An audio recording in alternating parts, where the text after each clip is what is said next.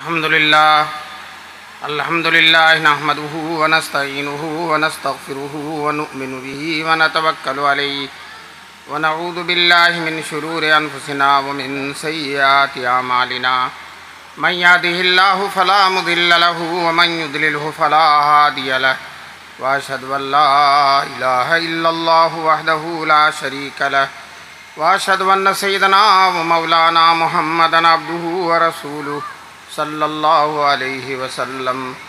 अऊज़ु बिल्लाहि मिनश शैतानिर रजीम। बिस्मिल्लाहिर रहमानिर रहीम। वअन्ज़िर अशीरतकल अक़रबीन वख़्फ़िज़ जनाहक लिल मुमिनीन। सदक़ल्लाहुल अलियुल अज़ीम।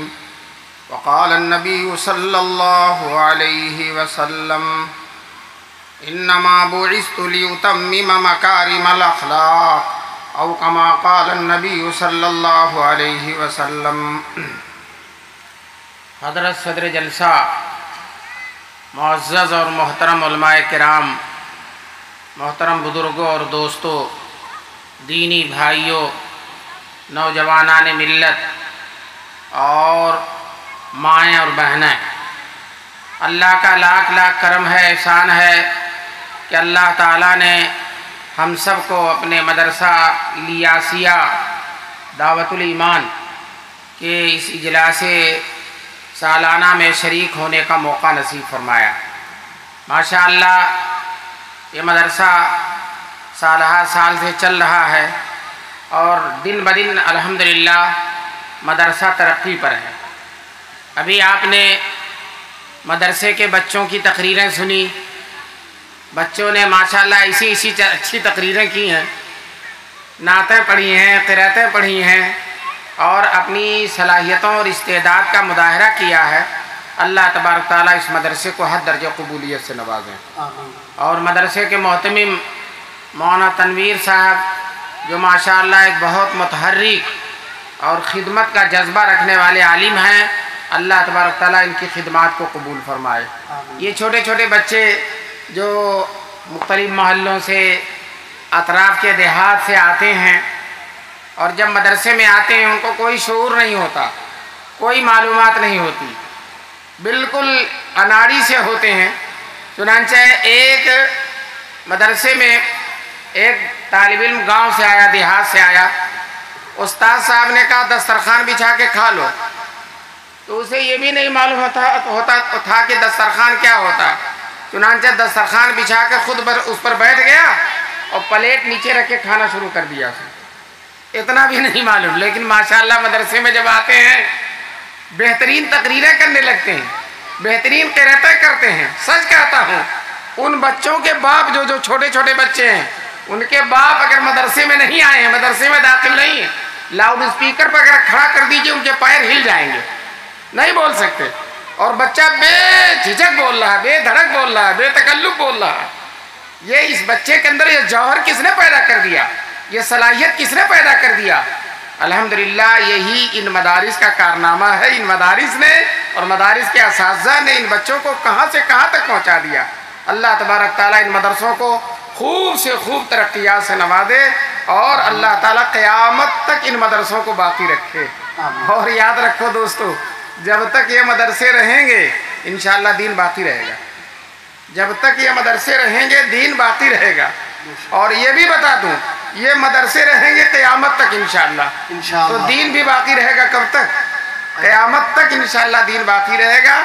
जो है इन मदरसों के चिराग को इंशाअल्लाह कोई बुझा नहीं सकता। अभी देखिए ना, लॉकडाउन लगा था, अब 2-4 आदमी भी नहीं इकट्ठा हो सकते थे, मस्जिद में जाना दुश्वार था। मस्जिद की चटाइयाँ और मुसल्ले देखे हुए कई दिन हो गए थे, नसीब नहीं होता था। लेकिन आज माशाअल्लाह जलसा हो रहा, यहाँ जलसा हो रहा है और जो है सुबह से हो रहा। बड़े बड़े उलमा तशरीफ़ ला रहे हैं और लाने वाले हैं। ये अल्लाह का फजल व करम है, अल्लाह का एहसान है। इसी से अंदाज़ा लगाना चाहिए कि इंशाअल्लाह अल्लाह के दीन का काम रुकने वाला नहीं है। ये जो जमातें रुकी हुई थी, माशाअल्लाह जितना रुकी हुई थी उतना फिर चालू हो गई, उतनी ही फिर चालू हो गई हैं। अब मस्जिदें बनने लगी हैं और हर तरफ जो है चलत फिरत शुरू हो गई है। इसी तरह से दीन का हर काम, मदरसों का, मस्जिदों का, जमात का, जमीयत उलमा का, दीन का हर काम इंशाअल्लाह इसी तरह से चलता रहेगा इंशाअल्लाह। मैंने आपके सामने कुरान करीम की एक आयत पढ़ी है और रसूल पाक सल्लल्लाहु अलैहि वसल्लम की एक हदीस। उसी आयत और हदीस की रोशनी में चंद बातें मैं आपके सामने रखूँगा। अल्लाह ताला मुझे भी और सब लोगों को अमल करने की तौफीक नसीब फरमाए। आयत मैंने पढ़ी है, वअन्ज़िर अशीरतकल अक़रबीन। ये कुरान की वो आयत है कि इसी आयत के उतरने के बाद दीन की तबलीग शुरू हुई है। इससे कई साल पहले अल्लाह ताला के रसूल जनाब रसूल पाक सल्लल्लाहु अलैहि वसल्लम नबी बन चुके थे।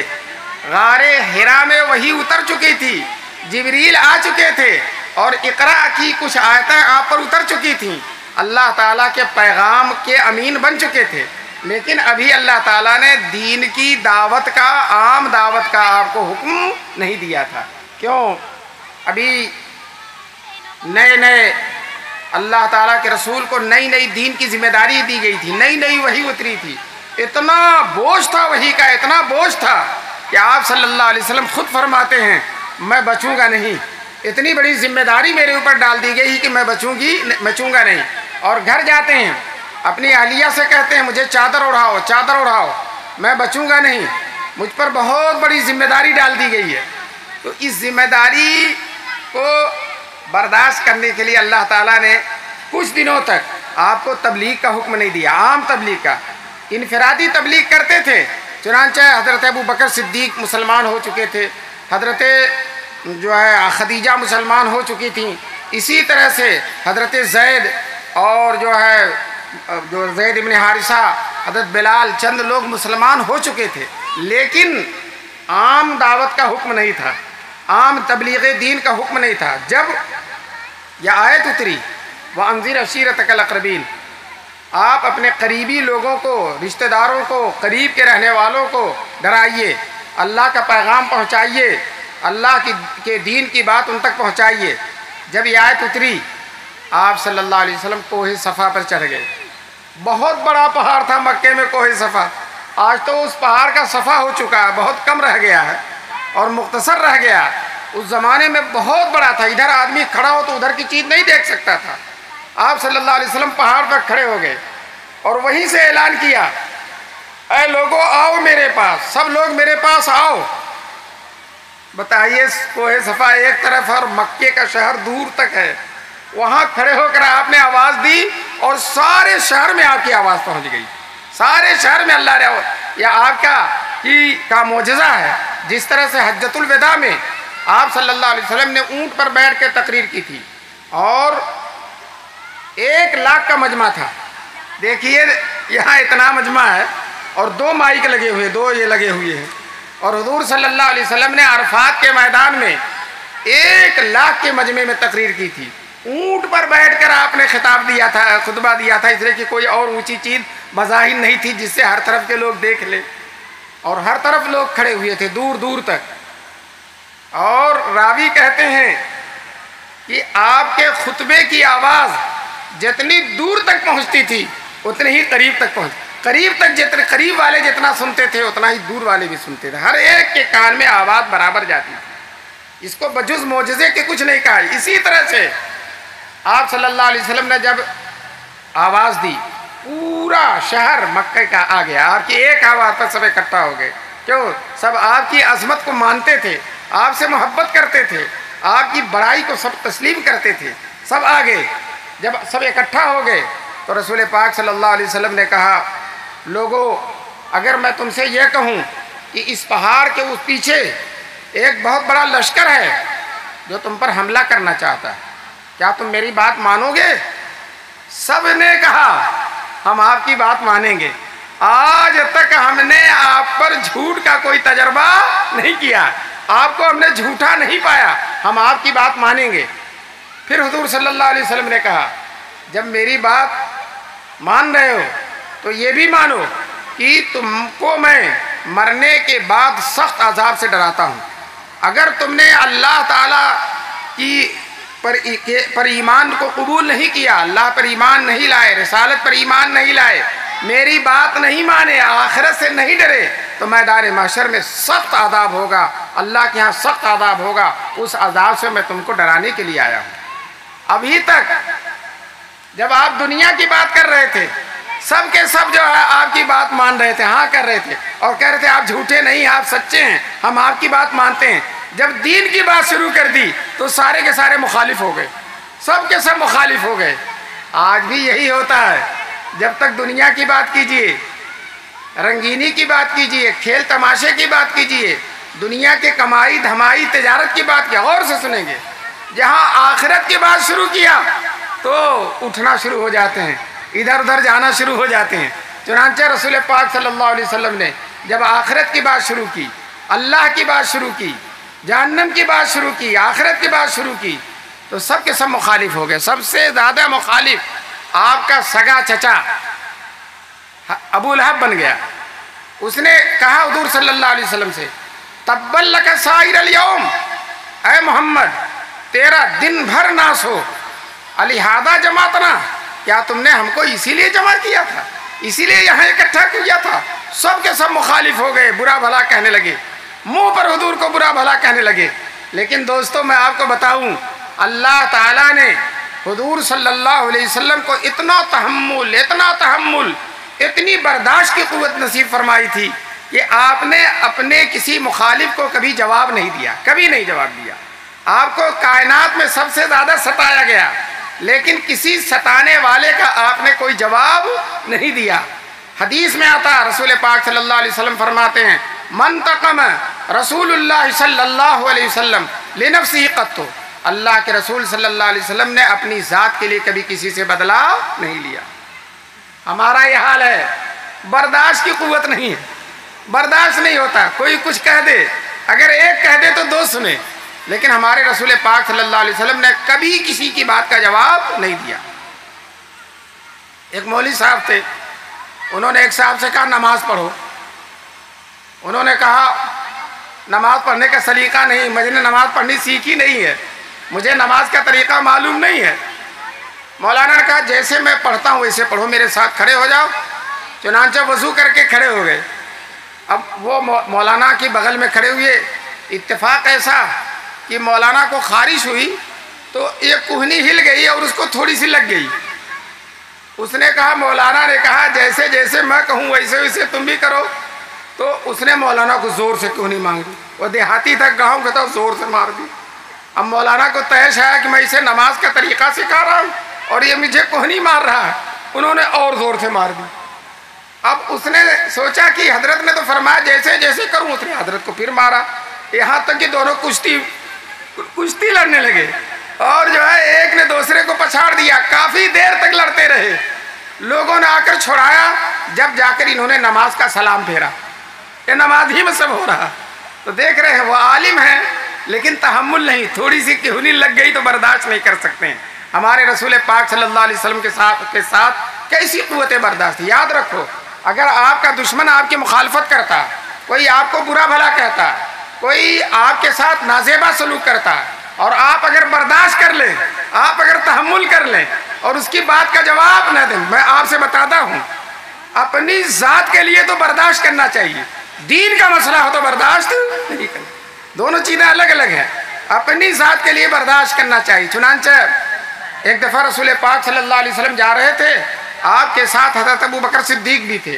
चलते चलते एक हज़रत अबू बकर सिद्दीक का दुश्मन आ गया। उसने सिद्दीक अकबर को गालियाँ देना, सामने तुम ऐसे हो, तुम ऐसे हो। हुजूर बगल में हैं और सिद्दीक अकबर को शख्स गाली दे रहा है और सिद्दीक अकबर मुस्कुरा रहे हैं, मुस्कुरा रहे हैं, मुस्कुरा रहे हैं। जैसा किसी शायर ने कहा है, अल्लाह अल्लाह मोहब्बत की मजबूरियाँ, अल्लाह अल्लाह मोहब्बत की मजबूरियाँ, ज़ख्म सहते रहे, मुस्कुराते रहे। वो गाली दे रहा है। सिद्दीक अकबर जब काफ़ी देर हो गई, 15-20 मिनट गुजर गए और हुजूर क्या कर रहे हैं, सिद्दीक अकबर को देख रहे हैं और मुस्कुरा रहे हैं, सिद्दीक अकबर की तरफ देख रहे हैं और मुस्कुरा रहे हैं।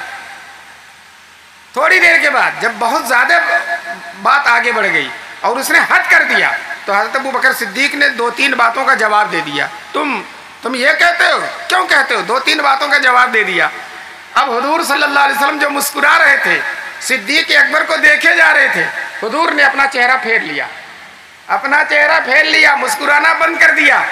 सिद्दीक़ अकबर को एहसास हुआ। उन्होंने कहा अल्लाह के रसूल, वो मुझे गालियां देता रहा और मैं बर्दाश्त करता रहा और आप मुझे देख देख के मुस्कुराते रहे, खुश होते रहे, लेकिन मैंने जवाब दे दिया तो आपने अपना चेहरा मुझसे फेर लिया। तो हज़रत अबू बकर सिद्दीक़ ने कहा कि जब तुम बर्दाश्त कर रहे थे, तहम्मुल कर रहे थे, जवाब नहीं दे रहे थे, तो अल्लाह की तरफ से रहमत का एक फरिश्ता आकर तेरी तरफ से जवाब दे रहा था। जब फरिश्ता तेरी तरफ से जवाब दे रहा था तेरे साथ बैठकर, तो मैं उस फरिश्ते को देख देख के मुस्कुरा रहा था कि मेरे सिद्दीक़ अकबर का जवाब देने के लिए फरिश्ता आया हुआ है। अब जब तुमने खुद जवाब देना शुरू कर दिया, वो फरिश्ता चला गया, वो अल्लाह के यहाँ वापस चला गया, अब तेरा साथ नहीं दे रहा, तेरी मुदाफत नहीं कर रहा, तेरे पास नहीं खड़ा, तो अब मैंने तेरी तरफ चेहरा करना भी बंद कर दिया, मैं तो फरिश्ते को देख रहा था। तो देखो दोस्तों, अगर आज भी आप बर्दाश्त करें, तहम्मुल करें, तो अल्लाह ताला आपकी तरफ से इंतकाम लेते हैं, अल्लाह आपकी तरफ से बदलाते हैं। चुनांचे अबू लहब ने हुजूर को कहा तब्बल लका साइरल यौम, पूरा दिन तेरा नाश हो, पूरी जिंदगी तेरा नाश हो, क्यों तुमने हमको धोखा दिया, क्यों यहाँ बुलाया, इसीलिए बुलाया था, लिहाजा जमातना, इसीलिए तुमने बुलाया था।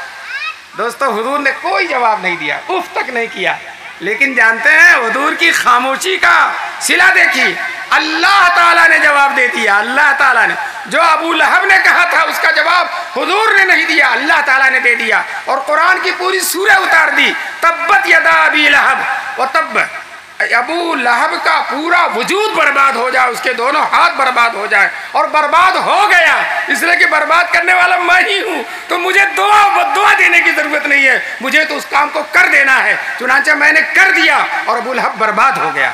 दोस्तों, अबू लहब की बर्बादी की सबसे बड़ी दलील यही है कि उससे सख्त आयत कुरान में किसी और के बारे में नहीं उतरी जितनी किसके बारे में उतरी, अबू लहब के बारे में। और अबू लहब को हुआ क्या, मक्के ही में था और उसको कोरोना हो गया, खतरनाक किस्म की बीमारी हो गई, और इससे भी ज्यादा खतरनाक बीमारी, पूरा जिस्म सड़ गया, उसका पूरे जिस्म पर गंदगी फैल गई, और जब मरा तो उसकी लाश को कोई ले जाने वाला मौजूद नहीं था, उसकी लाश को उठाने वाला, उसके बेटों ने लाश को घसीट कर ले जाकर एक गड्ढे में डाल दिया, कफन दफन भी नहीं, कहते हैं घरों से खींच के लाशों पे लाशें डाले हैं, न गोर है न कफन है न रोने वाले हैं। तो बहरहाल पहली आयत ही उतरी, वह अंदिर अशीरतकल अक़रबीन, ऐ नबी सल्लल्लाहु अलैहि वसल्लम आप अपने करीबी रिश्तेदारों को डराइए। तो दोस्तों, आज भी हमको सबसे पहले दीन की बात अपने घर के लोगों को बतानी है, अपने बेटे को नमाजी बनाना है, अपनी बीवी को नमाजी बनाना है, अपने बेटे को कुरान पढ़ने वाला, अपनी बीवी को कुरान पढ़ने वाला, और उसके बाद फिर मोहल्ले के लोग, फिर शहर के लोग। हमारे में से आदमी उठता है और दीन को फैलाने के लिए अमेरिका तक चला जाता है और अपने मोहल्ले और अपने घर की खबर नहीं होती। चुनांचे कहा है सारे जहां पर है नजर अपने जहां से बेखबर, सारे जहां पर है नजर अपने जहां से बेखबर। इसके बाद आयत, दूसरी आयत है वक़्फ़िज़ जनाहक लिल मोमिनीन। अल्लाह ताला फरमाते हैं नबी, आपकी तबलीग के बाद, आपकी दावत के बाद, आपके अहकाम इलाही पहुँचाने के बाद जो लोग मुसलमान हो जाएं, आप पर ईमान लाएं और आपकी दावत को कबूल करें, आप अपने पहलू को उनके लिए नर्म रखिए, अपने पहलू को उनके लिए नर्म रखिए, उनके साथ अच्छे अखलाक का मामला कीजिए। दोस्तों, ये अल्लाह का हुक्म है नबी पाक सल्लल्लाहु अलैहि वसल्लम को कि आप मुसलमानों के लिए, अपने ज़ात पर ईमान लाने वालों के लिए अपने पहलू को नर्म कीजिए, अपने अखलाक अच्छे रखिए।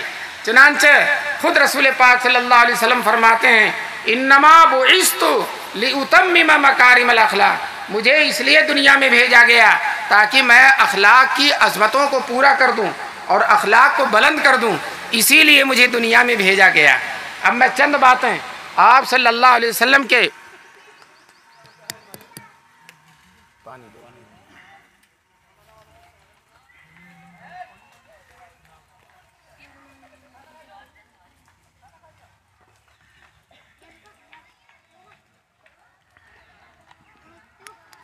चलेगा। चल रहा है, अभी चल रहा है। अच्छा अच्छा।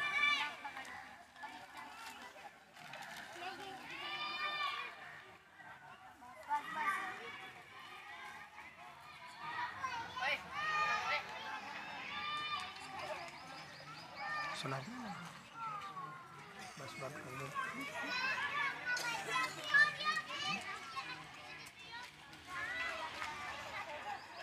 जैसा चाहो करो।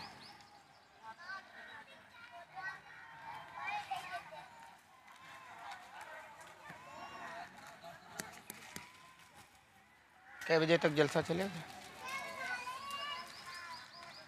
मौलाना अफ़ान आ रहे हैं। अच्छा ठीक, उनको बुला लो सामने तो मैं तकरीर ख़त्म कर दूँगा। हाँ अच्छा, एक प्रोग्राम बच्चों का छोटा सा, उसके बाद उनका है बस। अच्छा अच्छा अच्छा। 10 मिनट और कर लें आप। 15 मिनट और कर लें। अच्छा ठीक, चलिए।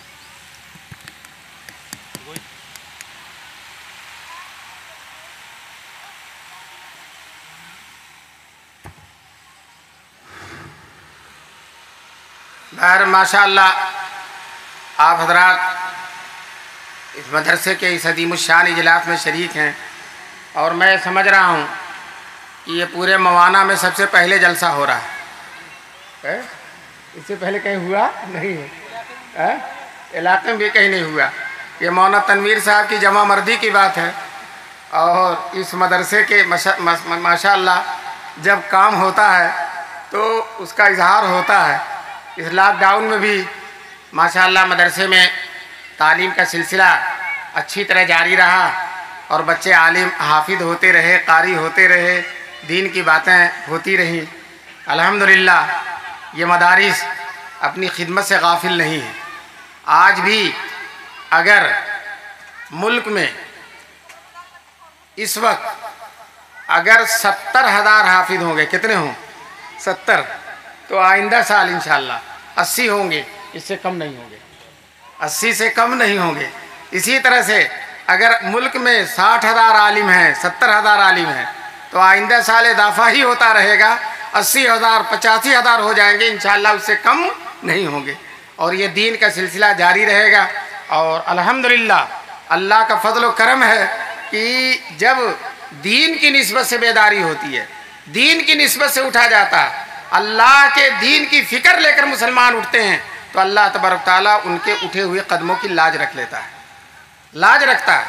आप देखिए अंग्रेज़ों के दौर में ये कैफियत हो गई थी कि बरतानिया के पार्लियामेंट में ये तजवीज़ मंजूर हो गई थी कि हिंदुस्तान से इस्लाम को ख़त्म कर देना, बिल्कुल ख़त्म, तजवीज़ मंजूर हो गई थी अंग्रेज़ों ने। आज कानून बनते हैं ना तरह तरह, बड़ी मजबूत हुकूमत थी, और ये तजवीज़ मंजूर हो गई थी कि इस्लाम को ख़त्म कर देना है। और ये भी कहा था वहाँ के मेंबर पार्लियामेंट ने कि इस्लाम के ख़त्म करने के लिए ज़रूरी है कि कुरान को ख़त्म किया जाए, कुरान को ख़त्म किया जाए। कुरान को कैसे ख़त्म किया जाए? सोचते सोचते उनके जहन में आया कि कुरान को जला दिया जाए।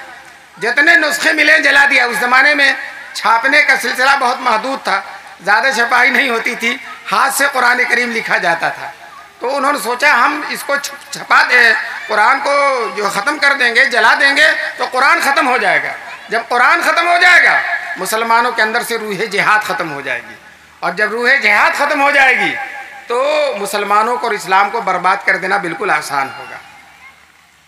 चुनांचे पुलिस वाले घरों में, मस्जिदों में छापे मार मार के और हमला कर करके घरों से, मस्जिदों से कुरान को इकट्ठा करते थे और जला देते थे, आग लगा देते थे।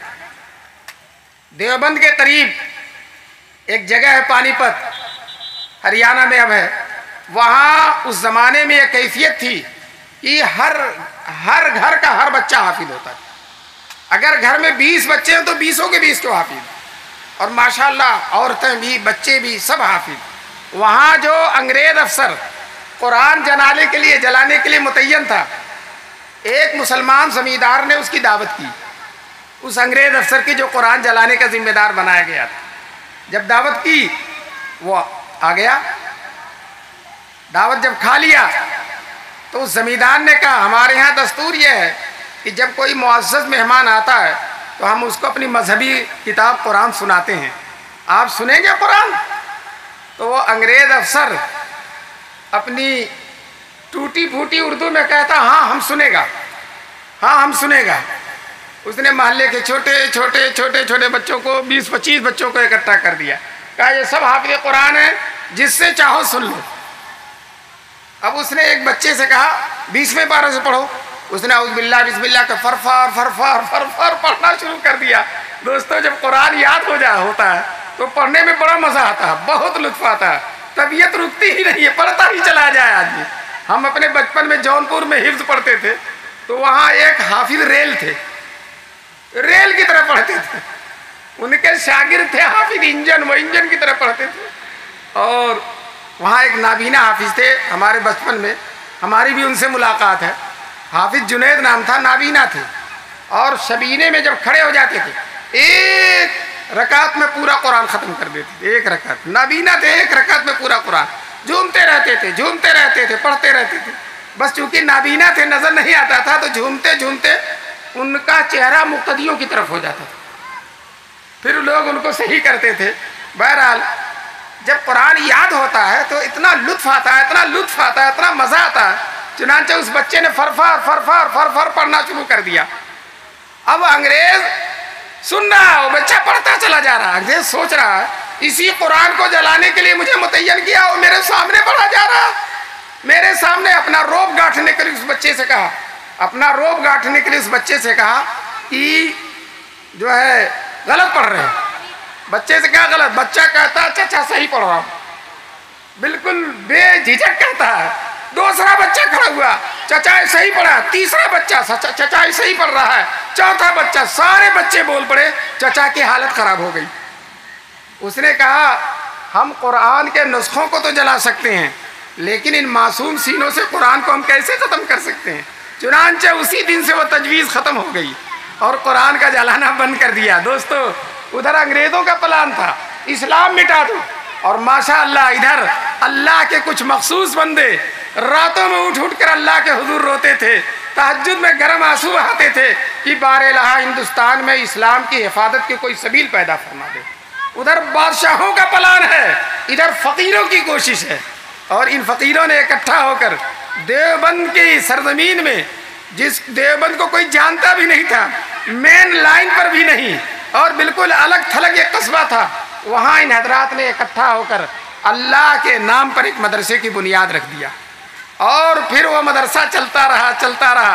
मुहर्रम के महीने में मदरसा कायम हुआ था, और मुहर्रम, सफ़र, रमज़ान, शाबान आते आते दौरे तक की तालीम हो गई। दौरे एक तालिब इल्म से शुरू हुआ था, दौरे तक की तालीम हो गई। जब तलबा बहुत ज़्यादा हो गए तो ये तय हुआ कि मदरसे के लिए कोई अलग से इमारत होनी चाहिए, तामीर होनी चाहिए। चुनांचे ऐलान हुआ कि जुमे के दिन फला तारीख को हज़रत मौलाना कासिम नानूतवी का वाज़ होगा, और वाज़ के बाद मदरसे की बुनियाद रखी जाएगी। ये ऐलान जब हुआ, उस ज़माने के जितने औलिया अल्लाह थे, मुरादाबाद, मेरठ, मुज़फ्फरनगर, हर जगह से देवबंद में इकट्ठा हो गए, और सब ने रो रो कर अल्लाह से दुआ किया।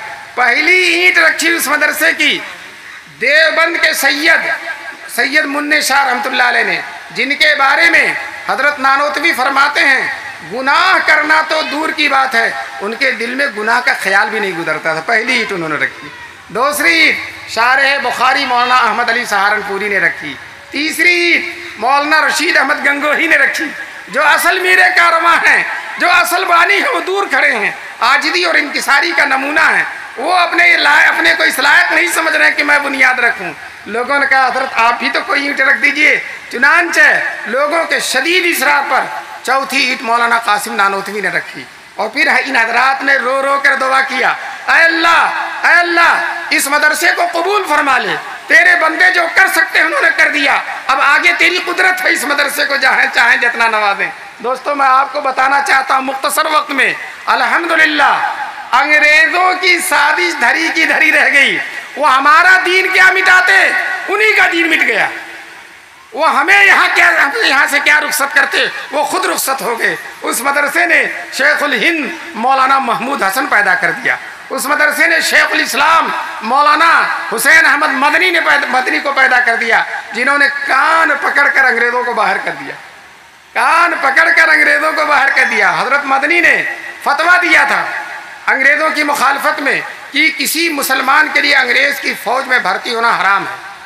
अंग्रेज़ों ने हज़रत मदनी के इस फतवे को बगावत पर महमूल किया और देवबंद से गिरफ्तार करके हज़रत को कराची ले जाया गया और वहाँ बहुत ज़बरदस्त मुकदमा चला। मुकदमा कराची इतनी बड़ी रुदात किताबों में लिखी हुई चला।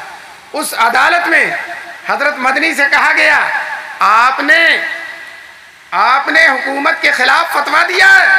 तो हज़रत मदनी ने कहा, जी दिया है और आइंदा भी दूंगा, आइंदा भी दूंगा। अगर बरतानिया का वायसरा हिंदुस्तान से इस्लाम को मिटाने आएगा तो इस्लाम की हिफाजत में जो गर्दनें कटेंगी उसमें पहली गर्दन हुसैन अहमद की होगी। दोस्तों, ये जुरत थी, ये कारनामे थे। इन्हीं मदरसों ने अल्हम्दुलिल्लाह ये कारनामे अंजाम दिए और आइंदा भी ये मदरसे ही इंशाअल्लाह कारनामे अंजाम देंगे। इन्हीं की वजह से ये मस्जिदें हैं, इन्हीं की वजह से ये मस्जिदों मिहराब व मिंबर हैं, ये हाफिज हैं, ये कारी हैं, ये आलिम हैं, ये मुफ्ती हैं। सिर्फ एक मदरसा दारुल उलूम देवबंद हर साल 50 मुफ्ती बनाता है। कितने मुफ्ती? 50 मुफ्ती और 1800 आलिम पैदा करता है। और जो आलिम जहाँ भी चला जाता है अल्हम्दुलिल्लाह दीन की खिदमत अंजाम दा। यही मदरसा मौलवी तनवीर साहब देवबंद से आए और माशाअल्लाह बाहर आ गई कि नहीं आ गई।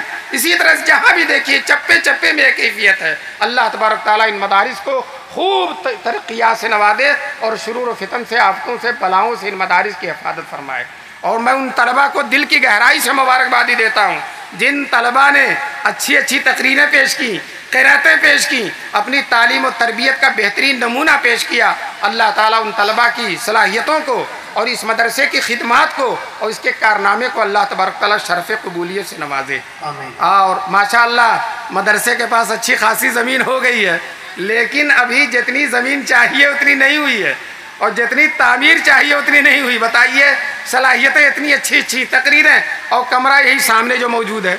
तो मैं चाहता हूँ कि अल्लाह तबारक ताला इस मदरसे को बेहतरीन ज़मीन से भी सरफराज फरमाए ज़्यादा, और साथ साथ इतने कमरे हो जाएं कि मेहमानान रसूल सहूलत और आफ़ियत के साथ इसमें पढ़ सकें और ये दरो दीवार क़ाल अल्लाह व क़ाल रसूल की सदाओं से गूंजती रहे।